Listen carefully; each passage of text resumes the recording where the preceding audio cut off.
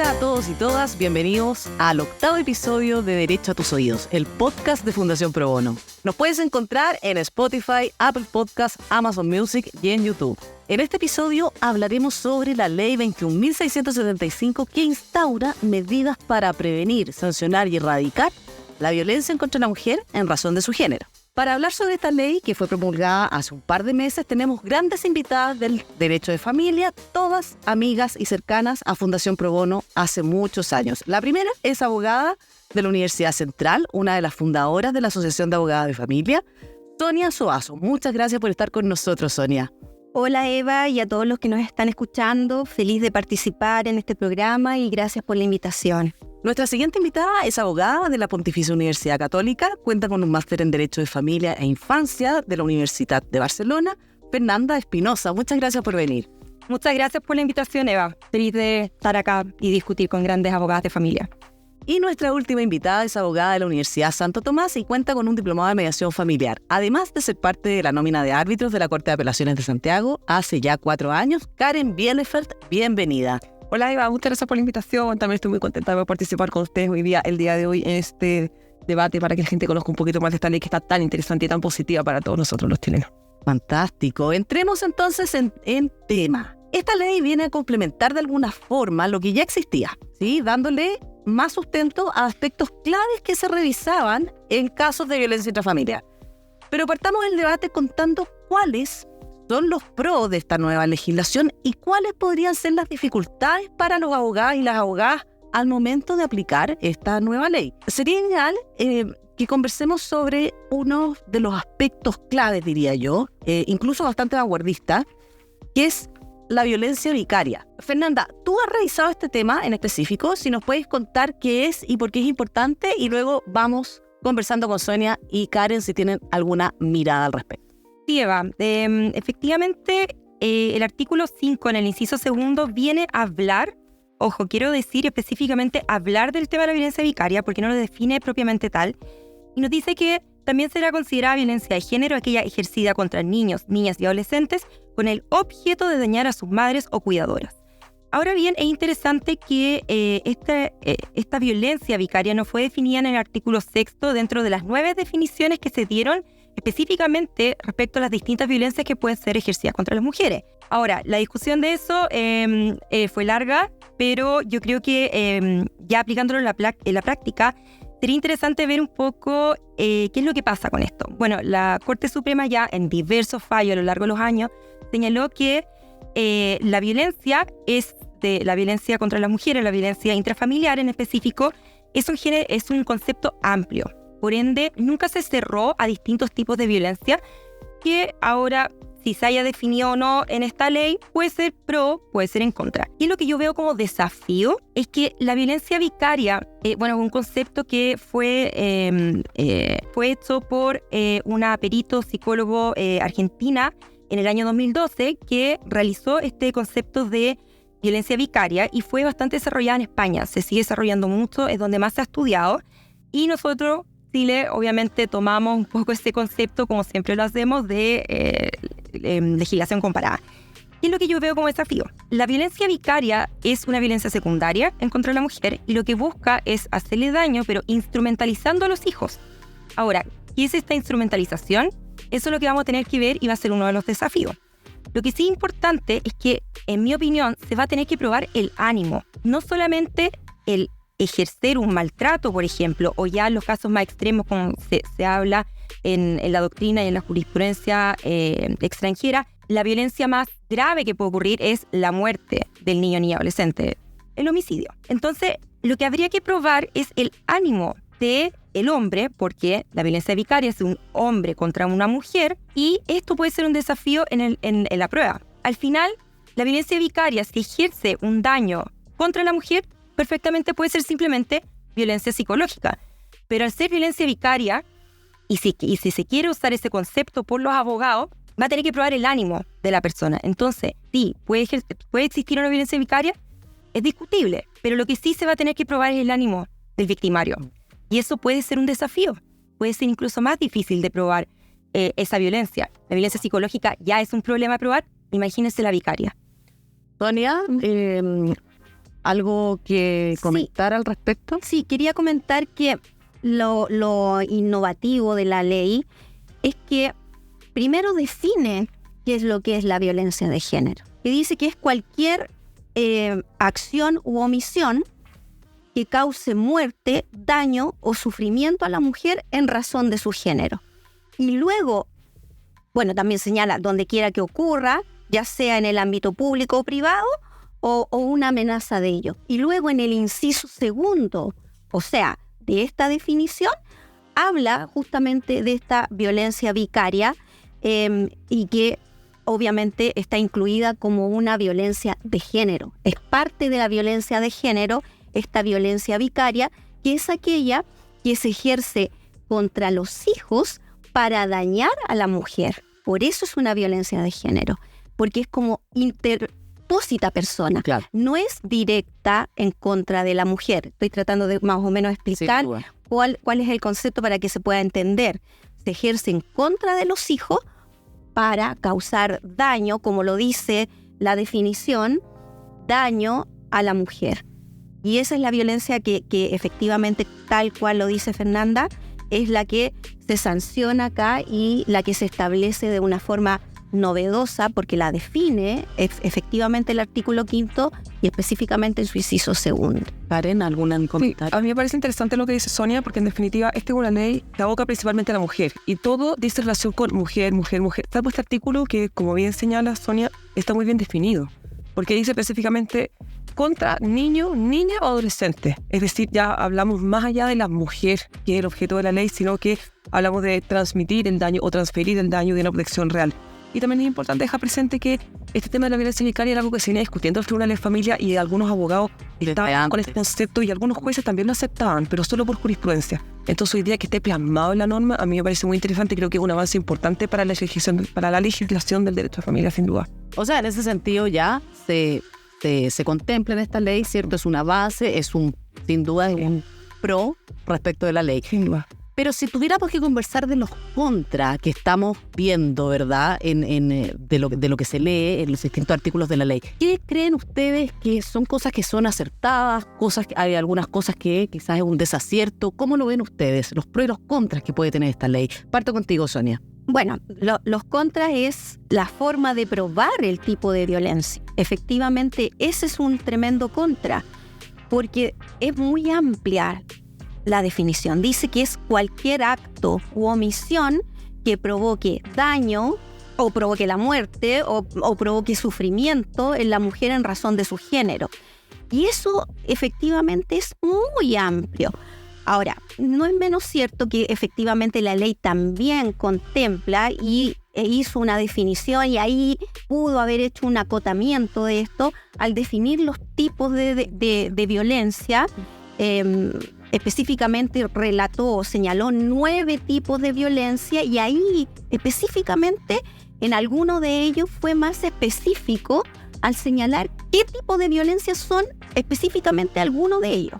Por ejemplo, cuando se refiere a la violencia psicológica, por ejemplo, dice tales como tratos humillantes, vejatorios o degradantes, control o vigilancia de conductas intimidantes, coacción, sumisión, aislamiento o explotación, por ejemplo. Entonces, bueno, ahí estaría un poquito más acotado y luego podría ser un poquito más fácil quizá de marcarlo y de poder probarlo.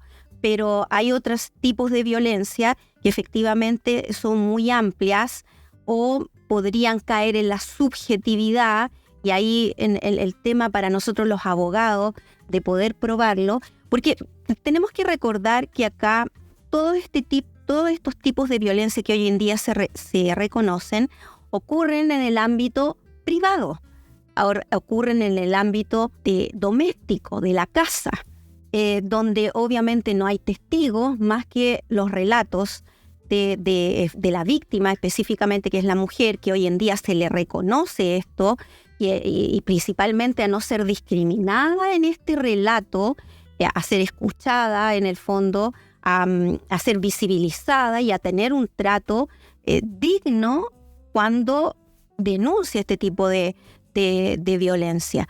Pero aún así, y aún con la obligación de aplicar esta perspectiva de género y de creerle y todo lo demás, tenemos que entender que obviamente estamos años luz, porque hay un tema cultural también, donde todo el mundo tiene que cambiar el sistema.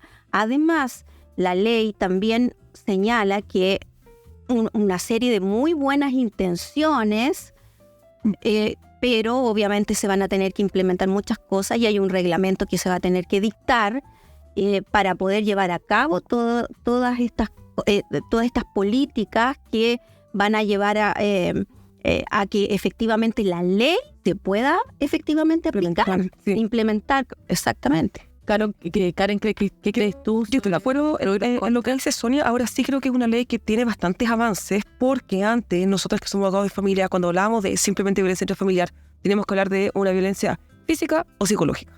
Y hoy día esta ley amplía, como bien dice Sonia y como también señaló Fernanda, 9 conceptos de violencia que son bastante interesantes. Hablamos de una violencia política, de una violencia obstetra, de una violencia institucional, también de una violencia, bueno, por supuesto, psicológica y también física, de una violencia sexual, económica.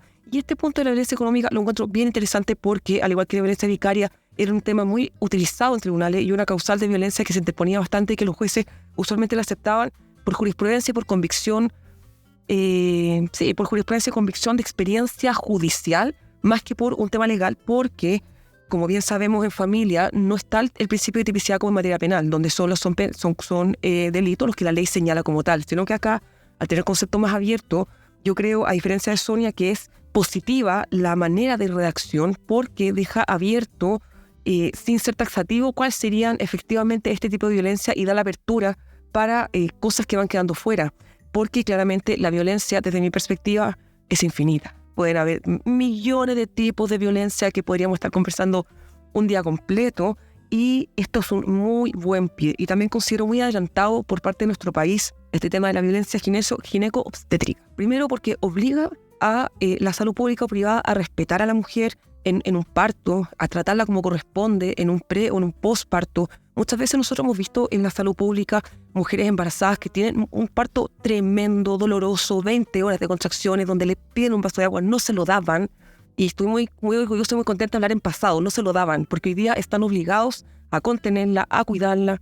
El tema de las 3 causales de aborto, respetar eso, y si la mujer tiene estas 3 causales, va y tiene derecho a ser atendida en la salud de manera digna y no que le empiecen a imponer lo que la persona que la está atendiendo crea, se respeta la creencia. Entonces creo que es bien adelantado para un país conservador como es Chile. Yo creo que esta norma va bien encaminada, como dice Sonia, falta mucho, pero a mí me sorprendió, la verdad, haberlo estudiado. Creo que es un avance importante, creo que habla muy bien de nosotros como país y creo que de a poquito estamos avanzando de manera radical en lo que dice relación con la violencia a favor de la mujer, en contra de la mujer, perdón. Fernanda. Sí, yo estoy de acuerdo en muchas cosas, pero, a ver, voy a ser crítica en el sentido de no el aporte que hace la sociedad a esta ley, sino desde un tema más práctico. ¿Ya? Eso quiero que quede súper claro. Lo que pasa es que sí, puede establecerse muchas cosas en una ley, en general, pero nosotros que practicamos en tribunales de familia, el tema es qué juez nos va a tocar, qué exigencias vamos a tener. Porque, por ejemplo, si un juez dice simplemente que, como esto a aprobar, alguna de las violencias del artículo 6º o del artículo 5º, inciso 2º, violencia vicaria. Ok, perfecto. Pero ¿qué pasa si nos obliga a demostrar, como les digo, el ejemplo les di, el ánimo? Sí, claro, verdad. Tengo que probar que, por ejemplo, se trianguló al niño, niña o adolescente, para que se ejerciera violencia contra la madre, porque uno de, por lo menos la legislación, el derecho comparado ha establecido de que, insisto, un ejemplo nomás, de que hablar mal de la madre sería una violencia vicaria. Entonces, ¿qué? ¿Audiencia reservada al niño? ¿Tengo que meter a un curador en una causa de violencia? ¿Qué hago? Esa es mi crítica, es cómo lo vamos a implementar en la práctica. Bueno, como ha ocurrido otras cosas, ¿no? En tribunales de familia, o sea, hay muchas cosas que se van haciendo en el día a día por parte de los jueces. Así es. ¿Sí? Así es. Perdona, yo algo que quería mencionar de la ley que también lo encuentro muy positivo es que habla de la violencia en el caso de la pareja cuando no quiere terminar con el noviazgo, pololeo, lo que sea. Porque la ley anterior no lo contemplaba y muchas pololas, chicas que no convivían con su pareja, terminaban la relación y no podían acceder a una violencia intrafamiliar porque no había ningún vínculo y no había convivencia. Entonces finalmente quedaban en el limbo con esta persona que las acosaba y no entendía que la relación estaba terminada, y hoy día la ley sí lo contempla. Eso me parece muy bueno. Y también contempla la violencia simbólica, y esto me lo encontré súper interesante, que en definitiva se refiere a las imágenes que pueda subir el hombre de la vida privada que tuvieron en conjunto. Se sanciona expresamente el hecho de subir hoy día a las redes sociales que tratan de moda estas fotos que son íntimas o malos mensajes o mensajes violentos. Entonces también me parece muy positivo que esto esté sancionado de manera clara.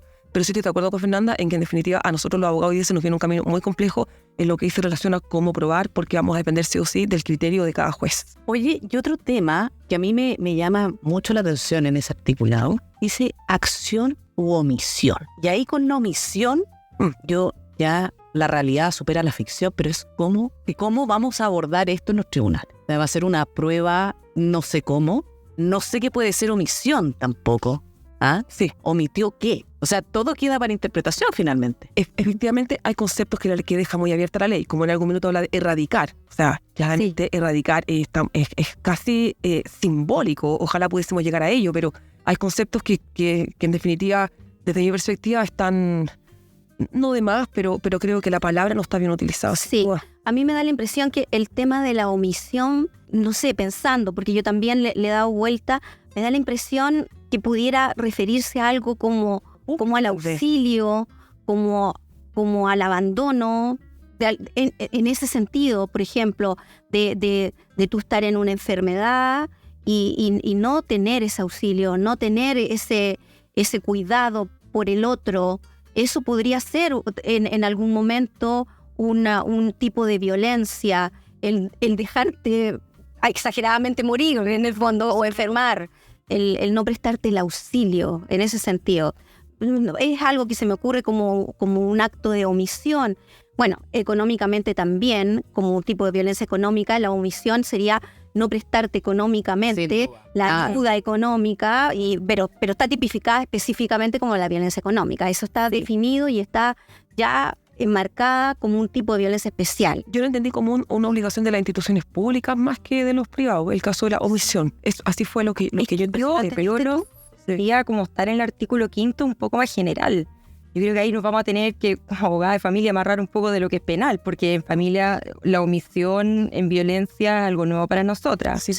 En familia, me refiero. Oye, ¿y cómo nos preparamos, ¿no? Ahora como abogados y abogadas para enfrentar este tipo de esta nueva normativa en el fondo, ¿no? Vamos a tener que ir haciendo en conjunto con los jueces, ir creando las resoluciones finalmente y cómo se van a ir abordando estos temas. ¿Cómo lo consideran ustedes? ¿Cómo nos preparamos? Yo creo que es difícil hablar de algo general porque todos nuestros casos son distintos. Yo siempre digo, cada caso en familia es distinto, cada familia es distinta, las dinámicas son distintas, no nos va a tocar nunca lo mismo. Entonces, el caso a caso va a ser muy importante, obviamente ser diligente, estar bien pendiente desde la audiencia preparatoria, en el objeto, los hechos a probar, después las pruebas, todo eso va a ser muy importante estar pendiente que la sentencia salga bien, en caso que no, tener los argumentos para poder después apelarla. Y en general los abogados, ¿qué necesitan? Necesitan capacitarse constantemente. No es solo que salga una ley y haga un curso de esto. Es más allá, uno puede leer una ley. Yo creo que es importante hacer cursos, diplomados o lo que sea, no solo para estudiar la materia, sino que siempre hay colegas con aportes de sus casos, de su experiencia, que uno se retroalimenta al final y lo hace mejor profesional. Eso es por lo menos lo que yo opino. Sí, bueno, yo estuve averiguando y por lo pronto ya existe la nomenclatura para ingresar las causas como un tipo, para que no tengamos como abogados que tener que presentarlo como violencia intrafamiliar, sino que hay una nomenclatura especial que es la por violencia de género en virtud de esta ley. Así fantástico. Que, claro, porque normalmente, bueno, todas teníamos y habíamos tenido que enfrentar frente a nosotras representadas que han vivido estos tipos de violencia, pero nosotros las reconocíamos como tipos de violencia intrafamiliar y obviamente intuitivamente nosotros todo esto lo describíamos como un tipo de violencia intrafamiliar. Pero hoy en día, como ya está definido y está enmarcado en esta ley, hoy en día por lo menos, yo estuve viendo, hice las averiguaciones, por lo menos está la nomenclatura en el Poder Judicial, en la Oficina Judicial Virtual, y cualquier tipo de violencia que se marque aquí, nosotros deberíamos poder tramitarla como un procedimiento especial, aun cuando es un procedimiento de tipo ordinario, Claro. Por violencia intrafamiliar, pero sí el que es marcado en esta ley, por lo menos. Qué bueno lo que averiguaste. Sí. Interesante. Sí. Muy bien. Y a mí me pasó algo curioso, y que fue que me costó encontrar la ley. Fíjate, en el centro no la encontré en ninguna parte. Y fui a la librería, yo tengo oficina en el centro, al lado de la corte, y no la encontré ni en la calle, porque los kiosqueros siempre venden hartas leyes, Claro. ni en las librerías. Y en varias que pregunté, en 2 puntuales que son grandes, no entendían ni siquiera de qué se trataba lo que le estaba pidiendo. ¿Qué ley es esa? ¿De violencia intrafamiliar? No, es una ley nueva, no sé qué. La ley 21.675. No tenemos. Oye, qué buena observación lo que está diciendo la Karen, porque La tengo que sacar en internet. porque esta ley yo considero que no ha tenido la difusión No la ha tenido. pertinente. De hecho, yo ha tenido. ya hice en algún momento hicimos un live y obviamente tuvo mucha gente que adhirió a él porque no tenía idea de lo que yo estaba hablando y se han repetido hartas veces. Y a mí me han preguntado, y porque la gente tiene curiosidad, pero ¿cómo? ¿Y cómo se hace esto? ¿Y dónde se denuncia? ¿Y quién es competente? ¿Y cuándo es esto? Sí. ¿Cuándo es lo otro?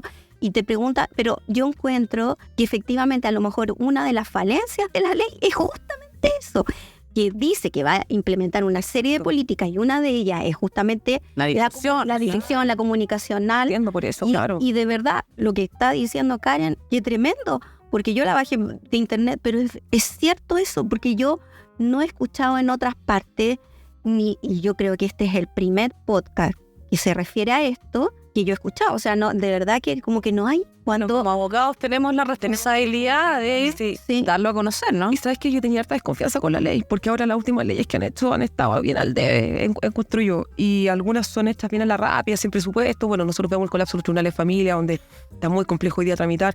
Entonces, la verdad es que la estudié con poca convicción. Y a medida que fui leyéndola, fíjate que me sorprendió positivamente. Bien. Sí, dedito para arriba con la ley. Hay que hacer muchas cosas, cuesta todavía, pero es un buen avance, encuentro yo. Sí. Bien, y con eso estamos llegando al final del 8º episodio de Derecho a tus Oídos. Quiero agradecer a nuestras maravillosas invitadas Fernanda Espinosa, Karen Bielefeld y Sonia Soazo. Gracias a ti, Poli. Muchas gracias por venir. Gracias, Eva, por haber compartido contigo hoy día. Qué bueno que estamos defendiendo esta ley tan interesante para todas las mujeres, que definitivamente tenemos que estar siempre 2 pasos adelante, protegidas ante la violencia que hoy día lamentablemente está tan de moda. Muchas gracias por la invitación y espero que les haya podido servir de algo todo esto. Por supuesto que sí, la idea es que muchos abogados también vayan adquiriendo estos conocimientos, ¿no? Bien, recuerden que si quieren seguir explorando el mundo del derecho con nosotros, pueden suscribirse a este podcast. Estamos en Spotify, Apple Podcasts, Amazon Podcasts y YouTube. También recuerden seguirnos en nuestras redes sociales. Búscanos como Fundación Pro Bono Chile. Nos escuchamos el próximo mes con otro episodio de Derecho a tus Oídos. Hasta la próxima.